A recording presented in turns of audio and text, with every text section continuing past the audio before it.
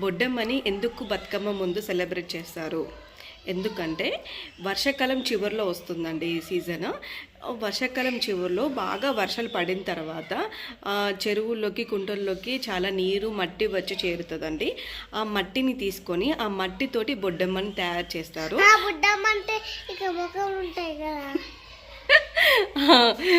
చూడండి ఇలాంటి క్వశ్చన్స్ ఇస్తుందో. సో ఇలాంటి పిల్లలకి మనము బొడ్డమ్మ అంటే ఏంటో చెప్పాలి, తయారు చేసి చూపించాలి. మనం ఆడకపోయినా కానీ మనం నేర్చుకొని మనం పిల్లలకి చెప్పాలండి. ఇవన్నీ కనుమరుగవుతున్నాయి. బొడ్డమ్మ అంటే ఏంటి అనేది మనం పిల్లలకు ఖచ్చితంగా నేర్పించాల్సిందే అండి. ఏమంటారు మీరు? హలో అండి. బొడ్డమ్మని అయితే 9 రోజులు ఆడుకున్న తర్వాత 9వ రోజు నిమజ్జనం చేస్తారండి. అదే బతుకమ్మ అయితే డైలీ పూలతోటి బతుకమ్మ పేర్చి ఏ రోజుకు ఆ రోజు నైవేద్యం పెట్టి ఏ రోజుకు ఆ రోజు నిమజ్జనం చేస్తారు. అదే బొడ్డమ్మ అయితే మాత్రము 9 days ఆడతారండి ఒకేసారి బొడ్డమ్మని తయారు చేసి. అండ్ ఈ బొడ్డమ్మని ఎక్కువ ఎవరు ఆడాలి అని అంటే ఇలాంటి చిన్న చిన్న పిల్లలు ఆడాలండి. పురాతన కాలంలో ఎక్కువ చిన్న పిల్లలు కన్నె పిల్లలే ఎక్కువ ఆడుతూ ఉండేవారు.